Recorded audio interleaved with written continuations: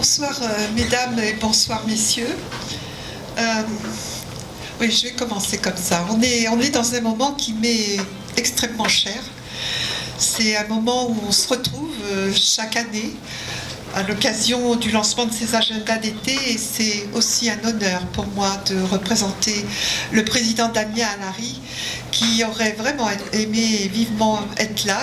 On avait même prévu de faire un petit spot au moment où il a été happé pour d'autres responsabilités. Vous savez qu'on est en pleine négociation de la réforme, donc voilà, alors il veut venir, et puis à chaque fois il y a quelque chose qui l'en empêche, et c'est vraiment malheureusement pour lui et pour nous tous pénible, parce qu'il a plein de choses à vous dire, figurez-vous, et je pense qu'il aura l'occasion de le faire avant la fin de l'année, je l'espère, j'en suis sûre même. Donc voilà, vous êtes les artistes, les techniciens, les équipes administratives, et pas seulement l'été, mais toute l'année, vous donnez rendez-vous aux habitants du Languedoc-Roussillon pour irriguer tout le territoire de vos spectacles, festivals et rencontres. Vous avez fait des habitants de notre région des publics nombreux, avertis et exigeants. Pendant l'été, vous offrez aussi aux touristes des propositions artistiques de grande qualité. Vous mettez en avant les atouts culturels et patrimoniaux de notre région qui brillent de mille feux sous vos projecteurs et dont la presse régionale, nationale, voire internationale dans certains cas, s'empare pour s'en faire l'écho. Je salue cette énergie que vous portez dans chacune des propositions relayées de ces deux agendas. Cette énergie, vous la tenez de la conviction que la culture est le lieu de partage, lieu de la construction d'une identité collective et de la création artistique. À tous ces titres, la culture est et doit rester une place forte dans les politiques publiques.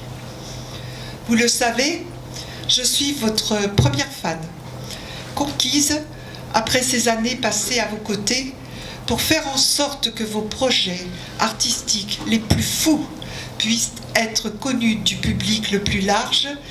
Et quelle récompense quand je vois dans vos yeux les miens, quand je vois vos bonheurs, vos passions, vos joies, quand je regarde aussi vos bilans, les résultats, je me dis que de chemin parcouru, mais pourtant il en reste tellement encore à faire. Nous avons ensemble, tout d'abord avec le président Fresh et Patrick Malavielle, puis avec le président Christian Bourquin, à qui nous pensons, et maintenant avec le président Damien Alary, fait évoluer des politiques culturelles pour qu'elles puissent soutenir l'émergence de projets, aider à consolider les économies de vos structures, tout en veillant à ce que tout le territoire soit irrigué de vos propositions. Je tiens à vous assurer que je mettrai tout en œuvre pour que la construction de cette grande région, qui se fait très lentement, puisse prendre comme fondation les propositions qui vous animent, qui nous animent, et les projets que vous portez. Je suis convaincue que ce doit être vous, les acteurs culturels, qui devez poser la première pierre de cette grande région Languedoc-Roussillon-Midi-Pyrénées.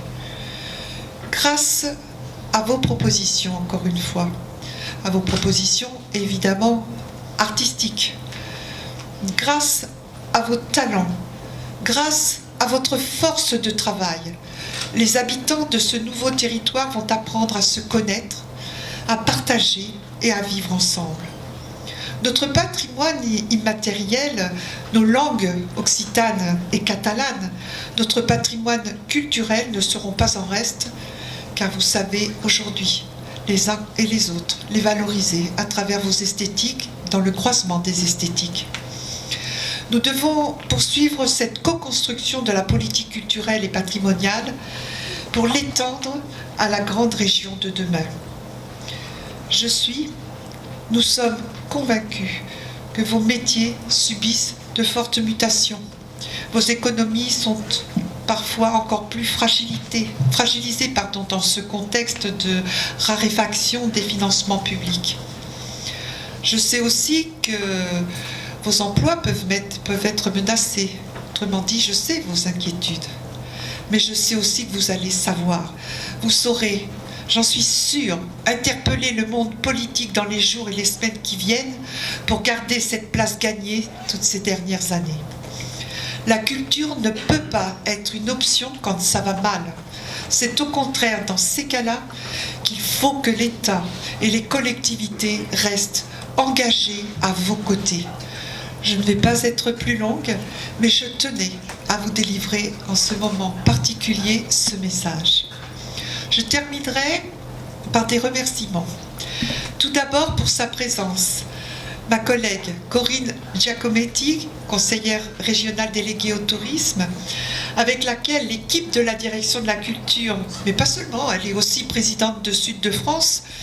Et je sais que dans la direction de la culture et du patrimoine, il y a déjà un travail qui se fait avec elle et aussi avec certains d'entre vous. Et je crois qu'en ce qui concerne Corinne, je ne sais pas si elle dira deux mots, si elle le souhaite. En tout cas, c'est une collègue qui travaille énormément, qui travaille beaucoup avec au cœur l'attractivité de notre territoire. Elle s'y emploie, elle y a des succès.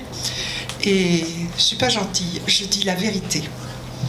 Donc, je voulais aussi remercier Monsieur Pierre Planchon à mes côtés, puis Stéphane Jurand, qui sont respectivement, vous le savez, directeurs de la publication des agendas qui vont vous être présentés, celui du patrimoine et celui de la revue. Je voudrais remercier Madame Sylvie Brouillet, qui est là, juste en face de moi. Elle m'a fait coucou, donc c'est pour ça que je le sais. Et Sylvie donc va nous faire un panorama des atouts de la grande région. Et enfin, je voudrais remercier ceux que j'adore particulièrement toujours dans le travail que je fais depuis que je suis élue à la culture, les artistes. Les artistes qui vont tout à l'heure nous faire passer un moment agréable au moment du cocktail et qui vont nous jouer quelques petits morceaux. Donc merci Gérard Pansanel, merci Joël Alouche et merci Rémi Planton. Et à tout à l'heure donc. Et juste encore un petit mot, le dernier c'est promis, juste pour vous inviter à noter dans votre agenda une date qui va faire date, une date importante, celle du 27 juin, car se déroulera ce jour-là, la première journée professionnelle de Ni vu ni connu au féminin pluriel, hein, c'est pas Ni vu ni connu au féminin pluriel, c'est écrit comme ça, c'est Ni vu ni connu. Oh, voilà, donc je pense que vous m'avez compris. C'est une première journée qui est organisée par l'association HF Languedoc-Roussillon, journée d'échange portant évidemment sur l'égalité, vous l'avez compris, entre les hommes et les femmes, et plus particulièrement dans la culture et le patrimoine, à l'occasion de laquelle un premier état des lieux va être fait sur cette question en Languedoc-Roussillon. Voilà, vous savez tout.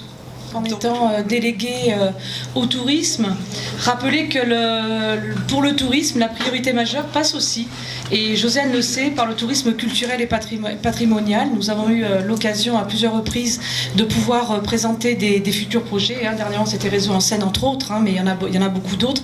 Et c'est vrai que de par le fait d'avoir plusieurs choix, c'est ce qui fait aussi la différence. Et la différence, et en même temps, ça nous permet aussi pour l'allongement des saisons. Donc j'en dirais, parce que ma collègue a très bien fait les choses, c'est vrai que d'avoir une offre culturelle et festive, eh bien ça constitue une force majeure d'attractivité touristique. Alors ça passe aussi, comme ça a été souligné, je dirais que la région est une région des plus dynamiques en matière d'offres festivalières, et c'est quelque chose de très important, notamment durant la période estivale, sur les musiques actuelles, musique savante, chansons, musique du monde, le jazz, théâtre, cirque ou danse contemporaine. Donc pour nous, c'est quelque chose auquel nous sommes très attachés, et Josiane Colleret l'a rappelé, c'est vrai qu'avec la future fusion, c'est quelque chose de très important.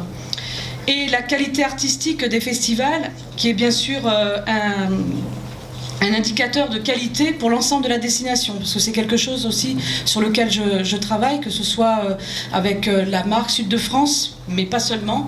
Et comme le tourisme c'est transversal, eh bien à un moment donné il faut aussi mettre à l'honneur tout ce qui vous concerne, qui est lié à la culture. Voilà, je rappellerai juste qu'en matière d'image et de marketing territorial, une programmation de qualité intense et pour des publics variés permet immédiatement une montée en gamme des différentes destinations de l'univers Sud de France. Et c'est quelque chose sur lequel nous nous attachons, en tous les cas sur lequel, avec Josiane et mes collègues, nous suivons les dossiers avec très à cœur. Merci. Bonsoir à toutes et à tous. Donc Stéphane Jurand et moi-même, nous allons vous présenter brièvement les supports dédiés à la saison culturelle et patrimoniale. Et nous souhaitons avant tout vous remercier pour votre présence et remercier chaleureusement le président de la région, Damien Larry, ainsi que Josiane Colleré, vice-présidente déléguée à la culture, et Corinne Giacometti, déléguée au tourisme, qui nous honorent de leur présence et surtout de leur soutien. Nous remercions également les services du Conseil régional pour la qualité de l'accueil ici, avec notamment le service du protocole, et donc nous aurons une dégustation tout à l'heure avec des produits du terroir. Le patrimoine gastronomique, on le défend, c'est important. À la fin de cette présentation, avec une petite surprise musicale. Et nous adressons aussi nos remerciements tout particuliers au service de la communication et à Véronique Nguyen, ainsi qu'au service culture patrimoine, pour la collaboration menée tout au long de l'année avec Agnès Demey et Christine Vergne. Nous tenions à souligner ici que leur soutien contribue largement à la réalisation des supports d'information sur l'été culturel et la saison patrimoniale que nous présentons aujourd'hui. Alors l'agenda du patrimoine pour un été nature et culture en région et la revue spéciale événements de l'été dont Stéphane Jurand nous dira quelques mots tout à l'heure.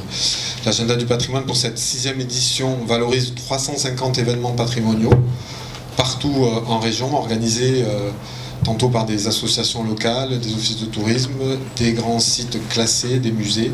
Et c'est un total de plus de 1000 événements qui sont consultables sur le site internet du Carrefour des patrimoines, sur le site de la région et également sur le site cultiseur.fr.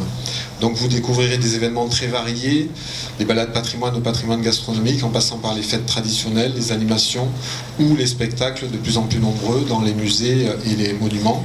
Le tout rythmé par des articles de fond sur des thèmes destinés à toute la famille et qui sont aisés à lire pour tout le monde. Donc pour les articles de fond, nous avons mis cette année à l'honneur plusieurs grands thèmes, avec en particulier le tourisme de nature et des lieux d'accueil insolites, l'ODEV Ville d'art et d'histoire, les chroniques du Midi retrouvé, le mémorial de Rivesaltes et également des portraits d'artistes contemporains pour permettre de mieux les connaître, notamment les artistes qui participent à la manifestation in situ patrimoine et art contemporain. Donc aujourd'hui nous vivons un moment particulier pour plusieurs raisons. D'abord parce que les acteurs régionaux de la culture et du patrimoine dont vous faites partie sont réunis, et parce que c'est aujourd'hui un aboutissement de la politique culturelle et du tourisme culturel mené par la région. Cela nous a amené avec l'équipe de la revue à effectuer un travail de fond pour établir un partenariat au service des habitants de la région et pour la qualité de l'accueil du public touristique toute la saison.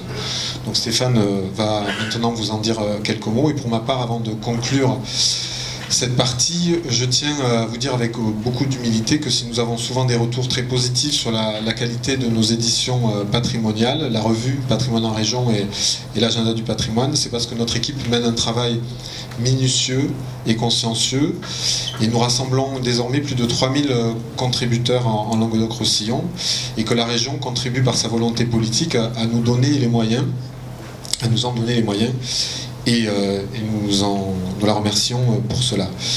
Je voudrais vous donner un petit exemple pour terminer sur un de nos atouts culturels, puisque c'est le thème de la conférence de Sylvie Brouillet que nous entendrons tout à l'heure. Il s'agit donc de la manifestation in situ patrimoine et art contemporain, qui est un parcours qui couvre toute la région avec une programmation d'artistes contemporains renommés sur la scène internationale, avec des artistes comme Johan Créten, Arnaud Fabre ou Rainer Gross, qui créent des œuvres in situ destinées avant tout à valoriser des sites prestigieux comme Saint-Guillain-le-Désert, l'abbaye de Fontfroide, Saint-Michel-de-Couchat, la Bambouserie d'Anduze qui nous rejoint cette année, et des sites moins connus mais qui méritent aussi d'être découverts comme l'église romane de Saint-Martin de Londres ou le château de Saint-Jean-de-Buège. Cette année, 11 sites, 10 artistes contemporains et nous prévoyons plus de 300 000 visiteurs sur cet événement. Donc je pense que c'est un bel exemple de transversalité dans le monde de la culture qui s'inscrit dans le cadre de la politique culturelle régionale.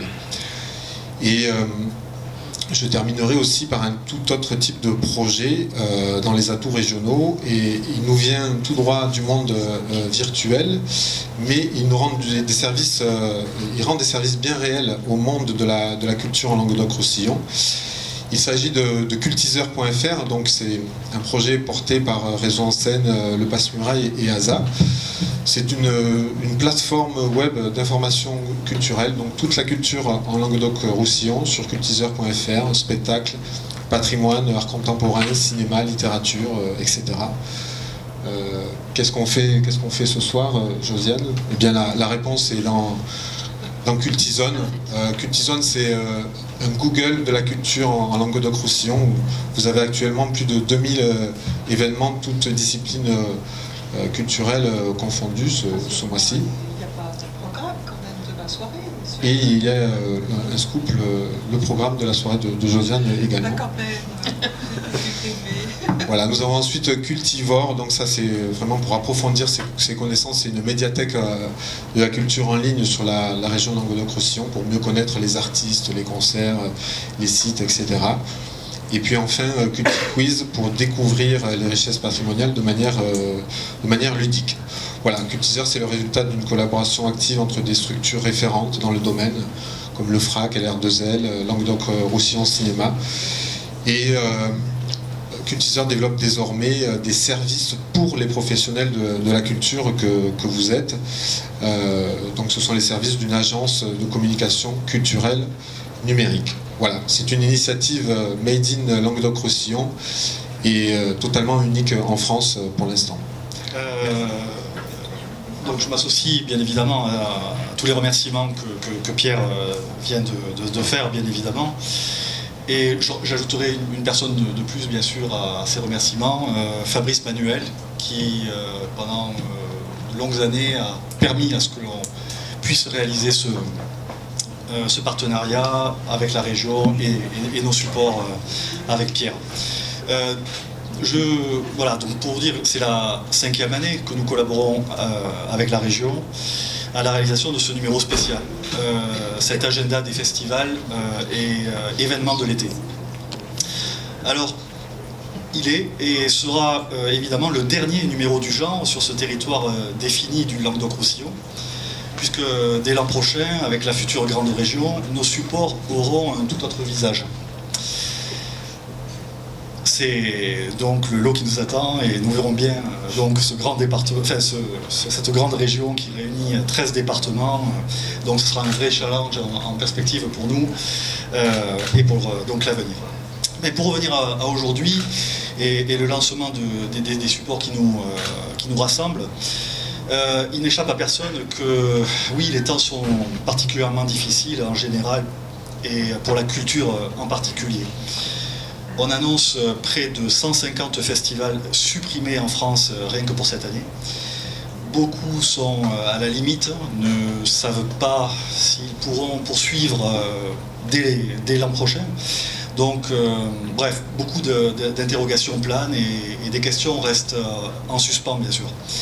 À ce stade, il paraît impératif que l'État dynamise à nouveau la culture en France et lui donne des moyens dignes de ce qui a toujours fait notre exception culturelle. celle qui fait que la France occupe encore une place à part dans le monde. Mais pour combien de temps encore, si rien ne change? Alors certes, on dit la culture coûte. Oui, elle coûte, mais elle est une exception, me semble-t-il, et dans notre société, elle est importante et capitale. Mesure-t-on vraiment ces retombées financières d'abord? Par exemple, notre région est plus attractive et l'on sait pertinemment l'impact que représentent les consommateurs de culture sur l'économie locale. Mais au-delà des aspects financiers, on ne mesurera jamais assez les bienfaits d'une société qui offre de la culture. L'ouverture d'esprit, les valeurs qu'elle véhicule, l'équilibre, l'apaisement, la détente, bref, une part de bonheur dans une société parfois si dure et compliquée. Alors, en réalisant ce grand agenda d'été, et comme vous pourrez le voir à travers ces pages, et donc malgré des temps difficiles pour la culture, il y a une farouche volonté de la part des acteurs culturels de maintenir une offre à la fois de qualité, mais également bien présente en quantité.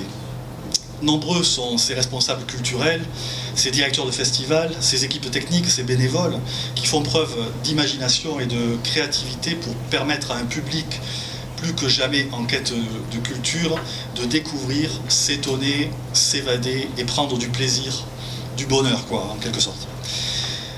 Cet agenda des événements de l'été est le reflet de toutes ces volontés. Parce que la culture possède cette formidable capacité de rassembler au-delà des différences, de tisser des liens et de susciter l'émotion, les festivals de notre région, de nos régions, sont des moments privilégiés de rencontres et d'échanges. L'endroit d'une citoyenneté partagée. Je vous remercie. Donc je suis journaliste à la base et la région m'a demandé de faire une photographie en fait de la future grande région en termes de culture et de patrimoine dont le spectre est assez large. Donc déjà je vous dis que les données sont très dispersées, c'est très logique, parfois un peu anciennes, notamment sur l'emploi, ce qui est un peu décevant. Ce que j'en retiens de cette photographie, c'est deux choses essentiellement. Les deux régions, Languedoc-Roussillon et Midi-Pyrénées, sont plutôt assez proches sur de nombreux aspects de la culture et du patrimoine. Le poids, les équilibres sont quand même, les chiffres sont assez comparables. Ensuite, notamment sur les équipements culturels, on a des populations assez proches, donc ce n'est pas très étonnant. Les deux régions sont aussi assez proches en termes de sites patrimoniaux labellisés, internationalement, nationalement. Donc ça c'est une bonne chose aussi je pense, puisque l'addition des deux ne peut que pousser la grande région un peu plus haut dans les classements. Et enfin donc j'ai tenté de comparer, ce qui n'est pas facile parce qu'il y a beaucoup de données très éparpillées comme je vous le disais, les chiffres des deux régions actuelles par rapport aux autres régions françaises. Donc les données viennent essentiellement du ministère de la Culture.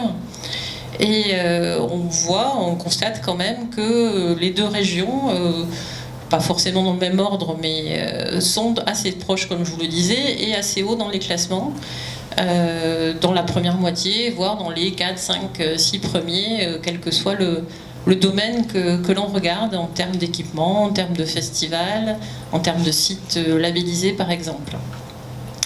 Je crois que la synthèse de ce que j'ai fait vous sera remise et j'ai pioché quelques exemples, notamment sur l'emploi culturel, qui est une donnée bien sûr importante. Donc d'après les données qui ne sont pas toutes récentes mais qui viennent du Conseil national des professions du spectacle, avec sa commission emploi, donc les régions Midi-Pyrénées et Languedoc-Roussillon arriveraient en 4e et 6e place des régions françaises sur le thème de l'emploi culturel. On a aussi des données très intéressantes sur les festivals qui viennent d'enquêtes annuelles de la SACEM et du CNV qui ont été présentées donc, récemment pour la dernière étude. Et donc là, il apparaît que la grande région, LRMP, pour faire un sigle, puisqu'on n'a pas encore son nom bien entendu, deviendrait la 3e plus grande région de France en termes de festivals de musique actuelle, c'est sur ce thème. Derrière, donc, le grand ensemble Rhône-Alpes-Auvergne et l'Île-de-France. Donc ça, c'est quelque chose quand même qui est assez majeur et significatif, puisque les festivals, notamment ceux d'été, représentent vraiment une part très importante aussi de l'animation culturelle. Sur un autre thème comme le cinéma par exemple, là aussi l'équipement est, on va dire, dans la moyenne haute des régions, puisque Midi-Pyrénées est la 7e région française en nombre de cinémas et 8e en nombre de fauteuils. C'est aussi la 4e en salle d'arrêt d'essai. Languedoc-Roussillon est un peu derrière, mais juste derrière, puisqu'il est la 10e région pour l'instant en nombre de cinémas, 8e à un arrêt-essai et 9e sur le nombre de fauteuils. Donc je vous dis, c'est tout à fait significatif, même souvent les classements sur les items sont un peu plus hauts que ça. Pour passer très rapidement, mais j'ai des données plus complètes si vous le souhaitez et si vous voulez poser des questions ensuite sur les différents items, sur toutes les données du patrimoine. Là, je trouve que les deux régions, chacune et les deux régions associées sont quand même plutôt très bien placées. Par exemple, sur les biens UNESCO, le fameux patrimoine mondial de l'humanité, il y en a 39 en France à ce jour, et la grande région LRMP en compterait 8, ce qui est quand même assez bien, et 3 sont communs. Écosse et Cévennes, le canal du Midi, et j'oublie le troisième, c'est les chemins de Saint-Jacques-de-Compostelle en France. Sur les musées de France, la labellisation musée de France, l'association des deux régions ferait 138 musées labellisés, sur à peu près 1200 au total, donc là aussi c'est quand même une bonne proportion. Sur les grands sites de France, vous connaissez donc par exemple sur le pont du Gard, cette grande labellisation nationale. Donc là c'est un peu particulier puisqu'ils sont tous en Languedoc-Roussillon. Midi-Pyrénées a adopté une autre approche qui s'appelle Grand Site de Midi-Pyrénées. Mais sur les 14 grands sites de France de l'Hexagone, la région Languedoc-Roussillon en compte 4, donc sur 14. On est également bien placé, cette réunion LRMP, sur les villes et pays d'arrêt d'histoire, puisqu'il y a 21 labels sur 181. Alors, la proportion est aussi intéressante. Et enfin, sur une autre donnée qui est le patrimoine du XXe siècle, donc plus proche de nous, il y a au total, d'après les données du ministère de la Culture, 153 sites labellisés dans les deux régions au total. Et le Languedoc-Roussillon est la 3e région derrière l'Île-de-France et PACA. Midi-Pyrénées est 7e. Donc vous voyez, là il y a une petite différence. Mais enfin, l'addition des deux donne plutôt, je vous dis, une place sur le podium. Donc peut-être maintenant revenir sur quelques points après cette rapide évocation, et notamment sur l'emploi culturel. D'après les données on atteint à peu près 14 500 personnes dans le spectacle vivant sur les deux régions, 8 380 en Midi-Pyrénées et 6 304 en Languedoc-Roussillon. Ce sont des données du Conseil national des professions du spectacle, un peu anciennes. Sur les employeurs du spectacle vivant, là aussi Languedoc-Roussillon et Midi-Pyrénées sont en 4e et 5e place, donc toujours à des niveaux assez hauts comparativement. Et d'après toutes ces données officielles de l'Observatoire prospectif des métiers, des qualifications et des compétences du spectacle vivant, entre 2010 et 2013, la région Languedoc-Roussillon serait celle où il y a la plus forte progression de toutes les régions, y compris l'Île-de-France, sur ces métiers-là. Et Midi-Pyrénées est plutôt dans la moyenne nationale. Donc j'ai des données aussi sur les artistes professionnels là, qui sont un peu anciennes, mais on tourne autour de 2000, un peu moins de 2000 pour chaque région. Et sur la particularité du patrimoine, l'emploi dans le patrimoine, il y a un peu plus d'emplois recensés en Languedoc-Roussillon, plus de 2200 et 1500 environ en Midi-Pyrénées. Là, c'est une étude sur les retombées économiques et sociales du patrimoine qui est là aussi un peu ancienne, 2009, mais dont les grandes données doivent être similaires. Sur le spectacle vivant, il y a un point très intéressant sur les festivals, puisque comme je vous le disais, la grande région Languedoc-Roussillon Midi-Pyrénées deviendrait, ça c'est la projection de la SACEM sur 13 régions l'année prochaine, en 2016, deviendrait donc la 3e plus grande région de festival. Ça c'est un point qu'on peut souligner. Ensuite, vous avez, si certains sont intéressés par des cartographies qui sont souvent plus parlantes, il y a un document que les deux préfectures de région, Languedoc-Roussillon et Midi-Pyrénées, ont sorti très récemment, en mars, qui concerne une cartographie donc, associant les deux régions sur tous les domaines possibles et imaginables, mais il y a une vingtaine de pages sur la culture et le patrimoine. Donc c'est par exemple les implantations des enseignements artistiques, des musées des beaux-arts, etc. Donc bon, un rapide coup d'œil sur les cartographies montre bien sûr des localisations très littorales aussi, on va dire, pour la région Languedoc-Roussillon. C'est normal puisque les grandes villes y sont, la population y est. Et il y a aussi une bonne répartition sur Midi-Pyrénées. Je vous dis les données en termes d'équipement culturel, scène nationale labellisée de théâtre, tous les éléments que vous pouvez imaginer sont très comparables. Enfin, je voulais aussi vous parler un peu du livre, la lecture publique. Là aussi, donc, les données viennent de Languedoc-Roussillon Livre et Lecture pour la région Languedoc-Roussillon, du Centre régional des lettres pour Midi-Pyrénées.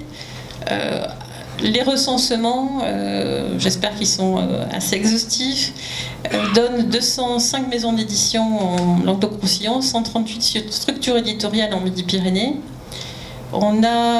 C'est relativement comparable en termes de librairies indépendantes de référence. Il y a 33 Midi-Pyrénées et 25 en Languedoc-Roussillon. C'est très comparable en lieu de lecture publique et bibliothèque municipale. Là, quand même, on a, je vous dis, des populations assez comparables à un peu moins de 3 millions d'habitants chacune. Donc on a environ 810 lieux de lecture publique en Languedoc-Roussillon, 873 en Midi-Pyrénées. Je vous l'ai dit, sur les conservatoires de musique, danse et art dramatique 10, 11, on est vraiment très proches. Je voulais également vous parler un peu de communication citoyenne, puisque ça fait partie des stratégies régionales de la région, ici Languedoc-Roussillon, sur le thème de la culture et du patrimoine culturel. Donc c'est essentiellement sur le soutien aux radios associatives. Donc les deux régions ont une telle politique depuis des années. Donc je vous signale d'ailleurs que la région Languedoc-Roussillon va renouveler vendredi son partenariat avec la Fédération des radios associatives non commerciales, la Franck-Heller. Donc celle-ci elle compte 32 adhérents en Languedoc-Roussillon. En Midi-Pyrénées, elle est même un peu plus importante a priori, puisqu'elle recense 47 radios. Et là aussi, la région Midi-Pyrénées elle-même, la structure conseil régional, soutient ces fédérations et les radios elles-mêmes. Je voulais également vous faire un point sur le thème des langues et cultures régionales, où bien sûr, comme vous le savez forcément, la future région Languedoc-Roussillon Midi-Pyrénées sera au cœur quand même de la culture occitane et catalane, je ne l'oublie pas. Il y a deux éléments d'actualité assez intéressants sur ce thème. C'est l'annonce enfin de la ratification de la Charte européenne des langues régionales et minoritaires par la France, qui devrait plus tarder, on l'attend depuis très longtemps. Et enfin, il y a eu également tout début juin, également le feu vert des ministères de l'Éducation nationale et de la culture pour l'Office public de la langue occitane, qui était réclamé par les régions, notamment Aquitaine, Midi-Pyrénées, mais aussi Languedoc-Roussillon. On a 5 régions qui sont concernées et qui sera dédié à la structuration et au développement de la transmission et de l'usage de l'occitan. Et donc je signale aussi qu'à Béziers, on a déjà le CIRDOC, le Centre interrégional de développement de l'occitan. Sur le thème en fait de l'état de ces langues régionales, on a peu de données fiables ou récentes, mais a priori, il y aurait 1 million de personnes qui auraient encore un lien avec l'occitan en France. Et, le problème étant plutôt l'arrêt de la transmission familiale, mais le développement de l'enseignement. On est aussi bien placé sur tout ce qui est thématique des jardins remarquables, avec une vingtaine de jardins remarquables en Midi-Pyrénées et 11 en Languedoc-Roussillon. Et enfin, une autre donnée que j'ai trouvée intéressante, c'est sur le nombre de sites archéologiques, qui sont bien sûr très liés au patrimoine. On est à un peu moins de 30 000 pour chaque région. Et ce sont les 5e et 6e régions françaises à l'heure actuelle là-dessus, sur le nombre de sites archéologiques. Donc je vous dis, ma conclusion sera la même qu'au début. Pour moi, après avoir digéré toutes ces données chiffrées, dont les plus récentes datent de 2014, mais beaucoup datent de 2013, voire parfois sur l'emploi 2008 ou 2009. Bon, je pense qu'effectivement, le patrimoine et la culture sont un atout pour la qualité de vie, mais aussi pour le tourisme, bien entendu. On le voit, ce sont les sites patrimoniaux qui attirent le plus de visiteurs, enfin en tout cas de fréquentation en Languedoc-Roussillon. Le Pont du Gard est le premier avec 1,5 million. La cité de Carcassonne, on est autour, je crois, de 500 000. L'ensemble monumental de Narbonne, on est également un peu moins de 500 000. Donc ce sont des atouts réels sur lesquels il faut miser, et je pense qu'il y a quand même des possibilités d'harmonisation peut-être plus importantes que sur d'autres domaines entre les régions Languedoc-Roussillon et Midi-Pyrénées, qui ont, sauf peut-être pour la politique Grand Site de France, qui est quand même assez différente là, mais qui ont des approches assez communes. Voilà, merci pour votre écoute. Si vous avez des questions, j'essaierai d'y répondre. Et si des données particulières vous intéressent, puisque j'ai rassemblé une 40aine de documents au final sur ces chiffres, vous pourriez me le dire et je vous les ferai parvenir, je pense. Merci à tous.